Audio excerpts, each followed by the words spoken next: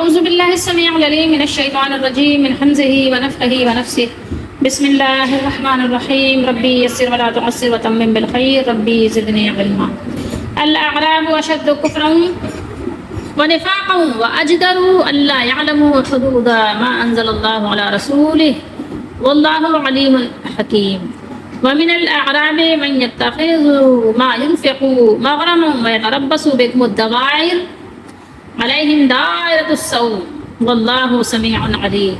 2 آیات مبارکہ ہیں سورہ توبہ کی، 11واں سپارہ ہے.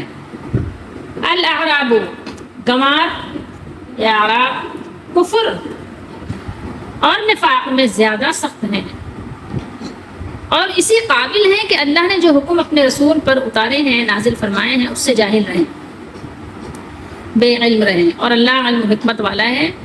اور کچھ گنوار وہ ہیں کہ جو اللہ کی راہ میں خرچ کریں تو اسے تاوان سمجھیں اور تم پر گردشیں آنے کا انتظار میں رہیں، آنے کے انتظار میں رہیں. انہی پر ہے بری گردش. دائرتن کی جمع دوائر ہے، ٹھیک ہے، دائرہ اور دوائر. اور اللہ سنتا جانتا ہے، یعنی اللہ تعالیٰ سب کچھ سننے والے اور سب کچھ جاننے والے ہیں. اشد تو جب آپ اردو میں بولتے ہیں نا شدید، تو یہ اسی سے ہے. اشد یعنی بہت زیادہ سخت ہیں کفر اور نفاق میں. کفر اور نفاق میں بہت زیادہ سخت ہیں اور اسی لائق ہیں کہ نہ سیکھیں دین کی باتیں، قرآن و سنت سیکھ ہی نہ پائیں. لائق ہی اسی ہیں، انہوں نے اپنے آپ کو اسی لائق بنا لیا ہے. پچھلی آیات میں منافقین مدینہ کا ذکر تھا، جس میں ان کی 3 باتیں بھی ذکر تھیں. ان آیات میں ان منافقین کا ذکر ہے جو مدینے کے مضافات اور دیہات میں رہنے والے تھے، اور ان کا حال آیت میں بیان کیا ہے. آیت مذکورہ میں بتلایا ہے کہ یہ کفر و نفاق میں شہر والوں سے بھی زیادہ سخت ہیں، جس کی وجہ یہ بتلائی کہ یہ لوگ علم اور علماء سے دور رہنے کے سبب عموماً جہالت اور سختی میں مبتلا ہوتے ہیں، سخت دل ہوتے ہیں. اور یہ ایسا کیوں ہے؟ اللہ یعلم حدود ما انزل اللہ، یعنی ان لوگوں کا ماحول ہی ایسا ہے کہ وہ اللہ کی نازل کی ہوئی حدود سے بے خبر ہیں. ٹھیک ہے، تو یہ بے خبر ہیں اور یہ بے خبری میں رہ رہے ہیں. تو کیونکہ نہ یہ قرآن ان کے سامنے اس کا کچھ ان کو یعنی ادراک ہے، نہ قرآن ان کے سامنے آتا ہے، تلاوت کرتے ہیں نہ پڑھتے ہیں، اور نہ اس کے معانی اور مطالب اور احکام سے ان کو کوئی واقفیت ہے. تو یہ وجہ ہے کہ اس کی وجہ سے سختی میں بہت زیادہ بڑھ گئے ہیں اور بس یہ دنیا کے دھندوں میں لگے رہتے ہیں ہر وقت. اس سے پہلے جو ہم نے آیات تلاوت کی تھی تو اس میں رسول اللہ صلی اللہ تعالیٰ علیہ وآلہ وسلم کو یعنی 3 حکم دیے گئے. کہ اول یہ کہ جب وہ لوگ عذر پیش کرنے کے لیے آئیں تو آپ ان سے کہہ دیں کہ فضول جھوٹے عذر نہ کرو، ہم تمہاری بات کی تصدیق نہیں کریں گے، کیونکہ اللہ تعالیٰ نے بذریعہ وحی رسول اللہ صلی اللہ علیہ وسلم کو تمہارے حالات سے اور خیالات سے اور شرارت سے جو تمہارے یعنی خفیہ ارادے تھے سب رسول اللہ صلی اللہ علیہ وسلم کو اللہ نے بتلا دیا ہے. تو جس سے تمہارا جھوٹا ہونا رسول اللہ صلی اللہ علیہ وسلم اور صحابہ کرام پر واضح ہو گیا. اس لیے عذر بیان کرنا فضول ہے. اور اس کے بعد دوسری بات یہ بتائی گئی تھی کہ جب رسول اللہ صلی اللہ علیہ وسلم واپس آئیں گے تو یہ لوگ آپ کے پاس آپ کی واپسی کے بعد آ کر کیا کریں گے؟ جھوٹی جھوٹی قسمیں کھا کر آپ کو مطمئن کرنا چاہیں گے. اور پچھلی آیت میں تیسری بات یہ تھی، تیسرا حکم یہ تھا کہ وہ لوگ آئیں گے اور آپ صلی اللہ علیہ وآلہ وسلم کو صحابہ کرام کو راضی کرنا چاہیں گے کہ آپ لوگ راضی ہو جائیں. تو اللہ تعالیٰ نے بتایا کہ اگر آپ لوگ ان سے راضی ہو بھی جائیں تو بفرض محال، ٹھیک ہے، اگر آپ لوگ راضی ہو بھی گئے تو اس کا کوئی فائدہ نہیں، اس لیے کہ اللہ تعالیٰ ان سے راضی نہیں ہے. ٹھیک ہے، اور اللہ تعالیٰ راضی ان سے ہوگا بھی نہیں جب تک اس حال پر رہیں گے. ہاں یہ بات ضرور ہے کہ اگر یہ لوگ شرمندہ ہو جائیں، پشیمان ہو جائیں اور توبہ کر کے سچے مسلمان ہو گئے تو اللہ تعالیٰ ان کے گناہوں کو معاف فرما دیں گے اور اللہ تعالیٰ راضی بھی ہو جائیں گے. الاعراب عرب کے صحرا اور بادیہ میں رہنے والوں کے لیے اس میں جنس ہے. واحد کے لیے عربی جسے بول دیتے ہیں، جیسے انصار کے لیے انصاری بول دیتے ہیں نا، اور مؤنث کے لیے عربیتن بول دیتے ہیں. جمع اعرابی اعریب بولتے ہیں، اور الاعراب یہ استعمال کرتے ہیں. العرب اس سے مراد ان کی جنس کے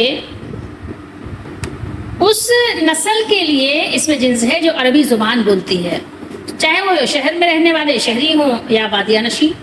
اس کا واحد عربیون آتا ہے۔ یہاں اعراب سے مراد ان کی جنس کے بعض افراد ہیں، ہر شخص مراد نہیں ہے، کیونکہ ان میں سے بعض مخلص اہل ایمان کا ذکر ابھی آیات میں آگے بیان ہوگا، اللہ نے بیان فرمایا ہے۔ الاعراب سے مراد وہ لوگ ہیں جو مدینہ منورہ سے دور دیہاتی اور صحرائی علاقوں میں رہتے تھے۔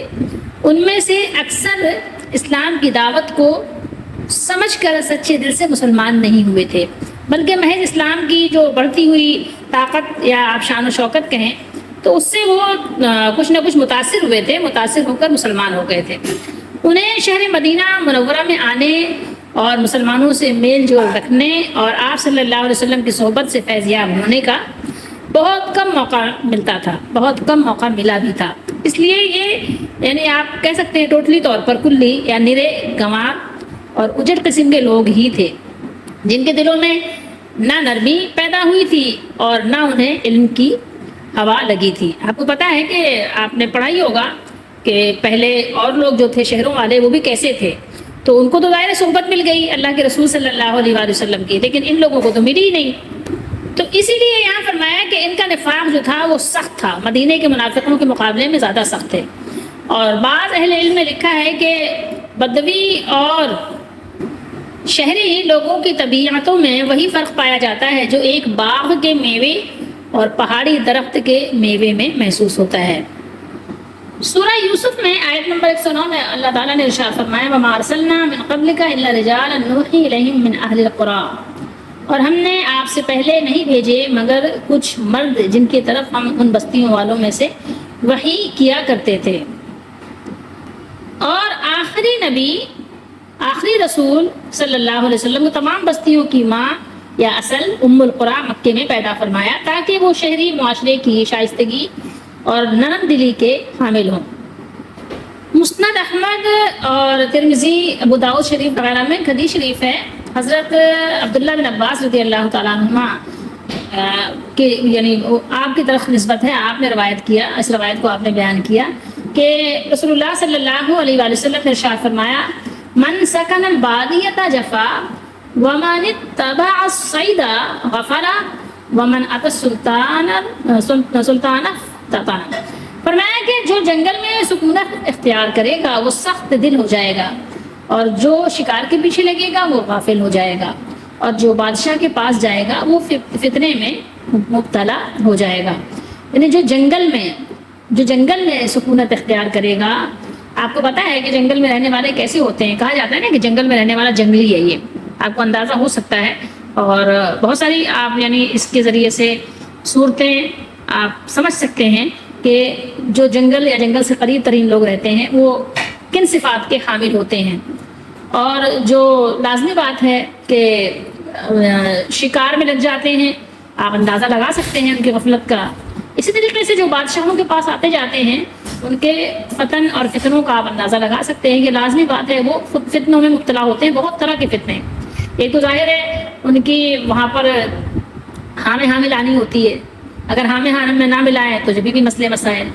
پھر یہ کہ آپ کو پتہ ہے کہ ان کا جو ایک انداز زندگی ہے وہ بھی فتنے کا باعث ہے کہ انسان دیکھے گا یا تو پھر وہ اپنے آپ پر صبر نہیں کر سکے گا، اور یا تو پھر وہ احساس کمتری میں مبتلا ہو جائے گا، اور یا پھر اس کی کوشش میں لگ جائے گا کہ میں بھی ان کی جیسی زندگی لائف یعنی اسٹائل اختیار کروں۔ تو بہت ساری چیزیں ہیں فتنوں کی، اور یا تو پھر کیا ہے وہ کہ دین کے معاملے میں فتنے میں پڑ جائے گا کہ صحیح کو غلط اور غلط کو صحیح، بادشاہ کو خوش کرنے کے چکر میں لگ جائے گا۔ تو بہت ساری چیزیں ہیں، آپ کو اندازہ ہوگا کہ یہ چیزیں انسان کو نقصان پہنچاتی ہیں، اسی وجہ سے ہمیں آگاہ کیا گیا، بتایا گیا۔ لیکن ایک چیز اور بھی یاد رکھنے کی ہے۔ کیا چیز یاد رکھنے کی ہے؟ یہ کہ تعلیم یافتہ لوگ کون ہیں، پڑھے لکھے کون ہیں، اور غافل کون ہیں، سمجھدار کون ہیں، بے سمجھ کون ہیں۔ اسی لیے ہمیں فتنوں سے بچنے کی بہت سی دعائیں سکھائی گئی ہیں، قرآن میں بھی اور حدیث شریف میں بھی بہت دعائیں سکھائی ہیں۔ بہرحال یہاں اللہ تعالیٰ نے ارشاد فرمایا واللہ علیم حکیم، اور اللہ تعالیٰ سبھی کچھ بہت زیادہ جاننے والے بھی ہیں، اور اللہ تعالیٰ کے ہر کام میں حکمت ہے، حکمت والے بھی ہیں۔ اللہ تعالیٰ کو معلوم ہے کہ کون اس بات کا مستحق ہے کہ اسے ایمان اور علم سکھایا جائے تو وہ اس سے نفع بھی اٹھائے نا، اور اس نے اپنے بندوں میں علم، جہالت، ایمان، کفر اور نفاق کو تقسیم کر دیا ہے، تو اس کے یہ فیصلے سراسر حکمت پر مبنی ہیں. اپنے علم و حکمت سے وہ جو فیصلہ فرماتا ہے اس کے بارے میں اس سے پوچھا نہیں جا سکتا. اور یہ بات بھی اچھی طرح معلوم ہے کہ اللہ تعالیٰ کسی پر ظلم نہیں کرتے. میں اور آپ اپنی زندگی سے فائدہ اٹھائیں، قرآن کا علم سیکھیں، سنت سیکھیں اور عمل کریں تو ہمیں اور آپ کو کون ہاتھ پکڑ کر روک رہا ہے؟ کوئی بھی نہیں روک رہا ہے، بلکہ اللہ تعالیٰ کے دروازے تو کھلے پہ ہیں ہر وقت. یہاں فرمایا علیم الحکیم اور یہاں فرمایا سمیع علیم. ایک صیغہ چینج ہوا ہے اور دوسرا جو ہے بعینہ وہی علیم، یہاں پر ویسے ہی ہے لیکن یہاں سمیع جو ہے وہ چینج ہوا ہے. تو یہاں بتایا کہ اللہ تعالیٰ سمیع بھی ہے، علیم بھی ہے. یہاں بھی بتایا تھا علیم ہے، یہاں حکیم ہے، لیکن یہاں پر سمیع بھی ہے اور علیم بھی ہے. اللہ تعالیٰ سننے والے بھی ہیں، سب کچھ سننے والے ہیں اور خوب اللہ تعالیٰ جاننے والے ہیں، بہت زیادہ جاننے والے ہیں. اور وہ اپنے بندوں کی دعاؤں کو بھی سنتے ہیں. آپ دعا مانگیے، اگر آپ دیکھتے ہیں کہ آپ کے اندر کوئی کوتاہی ہے، نقص ہے، کمی ہے، تو اللہ تعالیٰ سے دعا مانگیے، اللہ تعالیٰ دعاؤں کو قبول کرتے ہیں. آپ اپنے مالک کو دعائیں مانگ مانگ کر راضی کر لیجیے. کس نے آپ کو منع کیا ہے کہ آپ دعائیں نہ مانگیں؟ کس نے منع کیا ہے کہ اللہ تعالیٰ کے سامنے ہاتھ نہ پھیلائیں؟ کس نے منع کیا ہے کہ سجدوں میں جائیں تو دعا اپنے لیے نہ کریں؟ رب اغفر لی وارحمنی واہدنی وارزقنی وارفعنی وعافنی. ایک اور بھی صیغہ ہے وجبرنی، اے اللہ میرے نقصان پورے کر دے، میرے نقصان پورے کر دے. اللہم اغفر لی، میری مغفرت کر دے. وارحمنی، مجھ پر رحم فرما. واہدنی، اور مجھے ہدایت عطا فرما. وارفعنی، اور مجھے بلندی عطا فرما، بلند درجے عطا فرما. وارزقنی، اور مجھے روزی عطا فرما. وجبرنی، اور میرے نقصان کو پورے فرما دے. میرا نقصان جو ہو گیا ہے، لاس ہو گیا ہے، اللہ اس گھاٹے کو، لاس کو پورا فرما دے. یعنی ہمیں اتنا دے دے کہ وہ ہمارا جو نقصان ہوا ہے وہ ہمیں پتہ ہی نہ چلے. وعافنی، اور مجھے عافیت عطا فرما. کتنی خوبصورت دعا ہے. آپ دعا مانگیں نا سجدوں میں، جب سجدے میں جاتے ہیں تو یہ دعا کیا کریں. جب پڑھتے ہیں سبحان ربی الاعلیٰ، اس کے بعد پھر یہ دعا پڑھا کریں، اللہم اغفر لی وارحمنی واہدنی وارزقنی وجبرنی وارفعنی وعافنی. اور اگر زیادہ نہیں پڑھ سکتے تب اتنے پڑھ لینا، اللہم اغفر لی وارحمنی، رب اغفر لی وارحمنی، رب اغفر لی وارحمنی. آپ دعا کریں نا اپنے لیے. وہ سمیع علیم ہے، وہ علیم الحکیم ہے، وہ آپ کی دعاؤں کو قبول فرمانے والا ہے. وہ ذات ایسی ہے جو اپنے دربار سے کسی کو دھتکارتی نہیں ہے. تو اگر واقعی آپ مخلص ہیں تو اللہ تعالیٰ جانتے ہیں، اور اگر آپ اللہ تعالیٰ سے دعائیں کرتے ہیں تو اللہ تعالیٰ آپ کی دعائیں سنتے ہیں. اور اللہ کو معلوم ہے، وہ علیم ہے تو معلوم ہے کہ کامیابیوں کا مستحق کون ہے اور رسوائی و ذلت کا مستحق کون ہے، اس کو معلوم ہے. آپ لاکھ چھپائیں، ہم لاکھ چھپائیں، لیکن مالک سے کون چھپا سکتا ہے؟ وَمِنَ الْأَعْرَابِ مَن يَتَّخِذُ مَا يُنْفِقُ مَغْرَمًا. اور کچھ یعنی اعراب ایسے ہیں، کچھ گنوار ہیں جو اللہ کے راہ میں خرچ کریں تو اسے تاوان سمجھیں. مغرمن، اس کو ذرا دیکھ لیجیے، مغرمن کسے کہتے ہیں؟ فی الوقت آپ اس کو اگر ٹیکس کہیں نا تو زیادہ بہتر ہوگا، لیکن ٹیکس کی جو رقم ہے وہ بہت زیادہ ہوتی ہے. جبکہ وہ تو تھوڑے سے یعنی مال کی زکوٰۃ دینے کو بھی یا تھوڑا چندہ دینے کو بھی کیا سمجھتے تھے؟ تاوان سمجھتے تھے، یعنی جرمانہ سمجھتے تھے، اپنا نقصان سمجھتے تھے. تو اس کو مغرمن سے مراد یہاں یہی آپ سمجھیے، تاوان، چٹی، جرمانہ. اور قرض کو بھی مغرمن کہہ لیتے ہیں. قرض خواہ کو کیا کہتے ہیں؟ غریم بھی کہتے ہیں. قرض خواہ جس نے قرض لیا ہوا ہے، کیونکہ غرام کا معنی لازم ہوتا ہے، چمٹنا بھی ہے. تاوان بھی لازم ہو جاتا ہے اور قرض خواہ بھی جان نہیں چھوڑتا. آپ نے جس سے قرض لیا ہے تو وہ جس سے آپ نے لیا ہے وہ آپ کا جان نہیں بخشتا نا، کہ بھائی جب تک لے نہ لے. آپ سورہ فرقان میں اگر آپ کو یاد ہو، آپ نے پڑھا ہو آیت نمبر 65 پر، تو اللہ نے ارشاد فرمایا ان عذابہ کانا غراما، بے شک اس کا عذاب ہمیشہ چمٹ جانے والا ہے، گلے سے لپٹ جانے والا ہے. تو یعنی یہ جو بعض اعراب ایسے ہیں کہ زکوٰۃ ہو یا اللہ کی راہ میں کچھ مال بطور صدقہ یا بطور چندہ جو دیتے ہیں اس کے لیے، تو جب بھی چندہ دیتے ہیں تو اللہ تعالیٰ کی رضا جوئی کی خاطر نہیں اور نہ دلی جذبے کے ساتھ، بلکہ محض جرمانہ سمجھ کر بعد علیہ نخواستہ ادا کرتے ہیں. اگر ادا نہ کریں گے تو مسلمان انہیں کیا سمجھیں گے؟ ان کو ظاہر ہے شک کی نگاہوں سے دیکھیں گے اور ان کے درمیان زندگی بسر کرنا کیا ہوگا؟ مشکل ہوگا. ڈر کے مارے یہ بیچارے جو تھے، ڈر کے مارے اور مسلم سوسائٹی سے چمٹے رہنے کی وہ قیمت ادا کیا کرتے تھے. ان کے لیے چندہ ایک جرمانہ اور تاوان ہی تھا، کیونکہ ان کے دلوں میں نفاق تھا، ایمان کے بجائے نفاق تھا. اس لیے وہ اللہ کی راہ میں جو پیسہ دیتے تھے، خرچ کرتے تھے، وہ خرچ ان کے لیے بہت بھاری تھا. انہیں ایسا معلوم ہوتا تھا جیسے وہ کوئی جرمانہ یا تاوان ادا کر رہے ہیں، اور ہونا بھی ظاہر ہے ایسا ہی چاہیے تھا، کیونکہ اسلام کی ترقی کے ساتھ انہیں کوئی دلچسپی نہیں تھی، بلکہ الٹا ان کو کیا تھا، ان کو یعنی اسلام سے ضد تھی نا، چڑ تھی نا.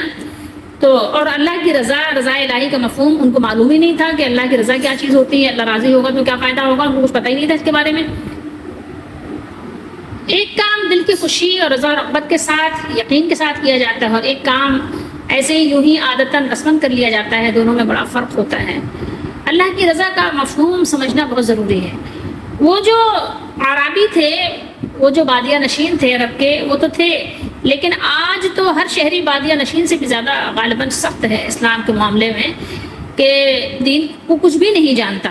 اکثر کی بات ہو رہی ہے. سورہ شعراء میں اللہ تعالیٰ نے کئی جگہ فرمایا، کئی جگہ، ایک دو جگہ نہیں. سورہ شعراء ہے، آیت نمبر 139 ہے، یعنی 139 میں دیکھیے کیا فرمایا اللہ نے، وَمَا كَانَ أَكْثَرُهُم مُؤْمِنِينَ، اور ان میں بہت کیا تھے، مسلمان نہ تھے. وما، اور نہیں تھے ان میں اکثر مومن، اکثر اس میں سے مومن نہیں تھے. یہ احمد رضا کا ترجمہ ہے، تھوڑا سا ترجمہ گھما پھر آگے کیا ہے، لیکن آپ دیکھیے کیا فرمایا اللہ نے، ان میں اکثر مسلمان یعنی مومن نہیں تھے، اکثر مومن ہی نہیں تھے. یہ ایک جگہ آپ نے دیکھا، دوسری جگہ دکھاتے ہیں. سورہ شعراء آیت نمبر 158 اللہ نے فرمایا وما كان اکثرهم مؤمنین، اور ان میں بہت مسلمان نہ تھے، یعنی اکثر مسلمان نہیں تھے، ان میں سے اکثر مسلمان مومن نہیں تھے. تیسری جگہ 174 سورہ شعراء میں وما كان اکثرهم مؤمنین، وہی بات یہاں پر ریپیٹ ہوئی ہے، تیسری جگہ ہو گیا یہ کہ ان میں اکثر مومن نہیں ہیں. اکثر کی بات ہے کہ مسلمان ہی نہیں ہے، مومن نہیں ہے. سورہ شعراء آیت نمبر 8 پر دیکھیے وما كان اکثرهم مؤمنین، اور ان میں سے اکثر ایمان والے نہیں. اکثر کون ہے، ایمان والے نہیں. یہ چوتھی مرتبہ آپ نے دیکھا. آیت نمبر 67 پہ دیکھیے 67 وما كان اکثرهم مؤمنین، اور ان میں اکثر مسلمان نہ تھے. یہ بھی سورہ شعراء ہے، 5 ہو گیا، یہ 5ویں موقع پہ ہے، یہاں پر 5 دفعہ ہوا. اور آیت نمبر 103 پر فرمایا وما كان اکثرهم مؤمنین، یہ چھٹا موقع ہے، یعنی چھٹے مقام پر اللہ تعالیٰ نے ارشاد فرمایا کہ ان میں اکثر مومن نہیں، اکثر مسلمان نہیں. یہی سورہ شعراء کی چل رہی ہے. اور 7ویں جگہ فرمایا 190 پر 190 پر وما كان اکثرهم مؤمنین. تو آپ اندازہ لگا سکتے ہیں ایک ہی سورہ میں 7 مرتبہ اللہ تعالیٰ نے ارشاد فرمایا، اور ہو سکتا ہے اس سے زیادہ ہو، ہماری نظروں سے نہ گزرا ہو، کہ اکثر لوگ کیا ہیں، مسلمان نہیں ہیں، اکثر لوگ مسلمان نہیں تھے. اب آپ اور میں غور کریں کہ ہم کس کیٹیگری میں آتے ہیں. ہماری عادت یہ ہے کہ جب ہم کوئی واقعہ پڑھتے ہیں تو سبق لینے کے بجائے ہم سمجھتے ہیں کہ فلاں کے ساتھ ایسا ہوا تھا، ہمارا معاملہ تو اس طرح نہیں ہو سکتا. ہم اپنے آپ کو اس سے نکال لیتے ہیں کسی نہ کسی طرح سے، کیونکہ ہم ظاہر غفلت میں زندگی گزارنا چاہتے ہیں اور ہم غور و فکر نہیں کرنا چاہتے. اگر غور و فکر کریں گے، آخرت کی یاد کریں گے تو دنیا کی رنگینیوں میں یقیناً ہماری کمی واقع ہوگی، اور اس کو ہم کسی بھی صورت میں برداشت نہیں کر سکتے. تو یہ ہے ہماری عادت. تو یہ آپ دیکھیں قرآن مجید نے اکثر لوگوں کو جب بیان کیا تو اکثریت کو بیان کیا کہ اکثریت تو ایسے ہی ہے جو یعنی سمجھ بوجھ نہیں رکھتی، تو اسی وجہ سے وہ ایمان والی بھی نہیں ہوتی.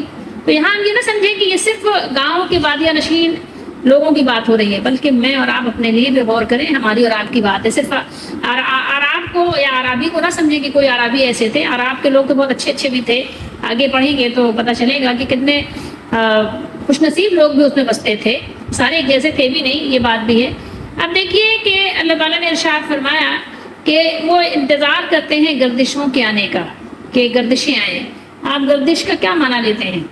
یہ دوائر جو ہے نا، دائرہ، اس کی جمع ہے، دائرۃ کی جمع ہے دوائر. دارا گھر کو بھی کہتے ہیں نا، دار، آپ کو پتا ہوگا. تو دارا یدور و دورن، گھومنا سے یہاں اس میں فاعل ہے، چکر اور گھومنے والا، یعنی دائرہ. ویسے بھی آپ گول گول کو بھی دائرہ کہتے ہیں نا، تو کیا ہے وہ گول گول، ٹھیک ہے، دائرہ ہے نا.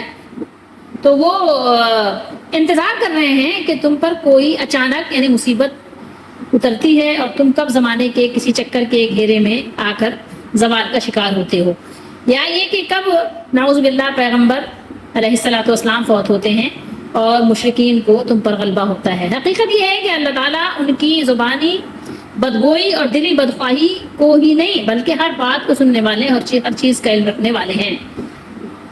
اور دائرہ جو ہے اس کو بھی کہتے ہیں کہ اچھی حالت کا بری حالت سے بدل جانا. جس کو اکثر آپ نے سنا ہوگا کہ ہم گردش زمانہ سے تعبیر کیا کرتے ہیں.